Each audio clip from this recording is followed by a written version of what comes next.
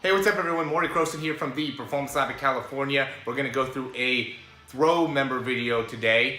Really want to be able to connect in an area that I've seen a lot of people that have had problems recently with the breakdowns, as well as really made some good connections with the quarterback breakdowns that we do of more of the professional guys. So want to go into the hips and how important that is in order to maximize your overall throw potential. So what happens is, in regards to the hips, is it really matters a lot with how you step. And what I'm really focusing on is the front hip. So if you're right-handed, the left hip. If you're left-handed, the right hip. And when you're stepping, you really want to make sure that you're doing a good job of both allowing the hips to kind of open up before your upper body ends up opening up. Because if you're trying to throw like a deep ball, what happens a lot of times is you get that front part of the body down, or the front leg down, and then you end up overextending with the spine and making it so you don't get full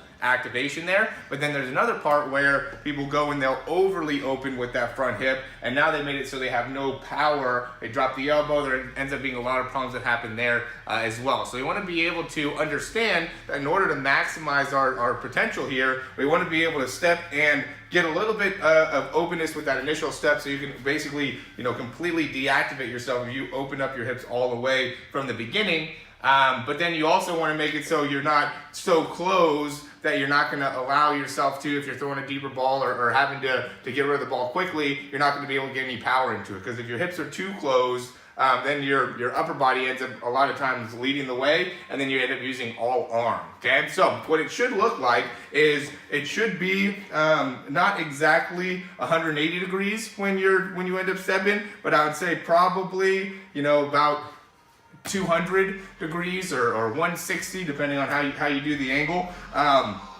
And that will allow you to have plenty of time to continue rotation in the lower body, and then it'll also make it so then when you decide to throw those deep balls, you can still lead with the hips. Because what ends up being the big problem is if you end up trying to go with a deeper pass, there's a lot of times where I'll see guys, they have good mechanics when it's just here we're just trying to throw a nice 20-30 yard throw, don't have to put too much behind it. Now the mechanics are all good, but as soon as you end up having to go with a deep ball, now it's here, and then it ends up being something like this where your spine's way out in front, which goes into another big point that I want to hit on real quick too, is as you're coming through, make sure when you're throwing those deep balls, don't let that head go in front of that front foot. Okay, that's something I've realized recently, is that if the head gets too far out in front of the front foot, now we're using all arms, we're deactivating our ability to really maximize force out of the lower body. So really hone in on being able to first step with that front hip and be able to rotate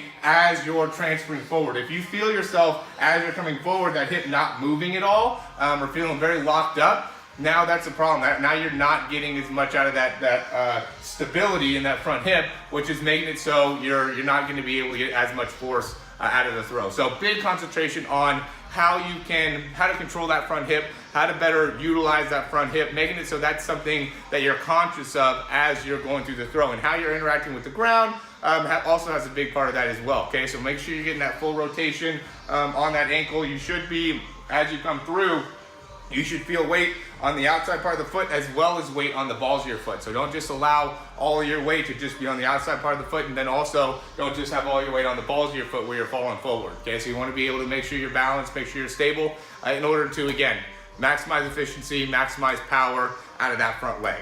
All right, as always, thanks for watching these videos, guys. If you have any questions, you can email me, Morey, M-O-R-E-Y, @yourperformancelab.com. Always trying to give you guys continual, high-quality content in order to maximize your ability to perform on the field. If you have any interest in our Blueprint to the Perfect Throw, definitely check out that ebook. It's free. I'm sure most of you guys have already looked into that. Then we also have a 5-month online program. Check that out as well. Got a lot of benefits. Got a lot of people that are loving the program, and I can't wait to get a whole testimonial video out there and get a video to show everybody the improvements that we've been making. But we're going to let all of it happen this off season before we get that out. So as always, guys, thanks for watching these videos, and we will see you soon.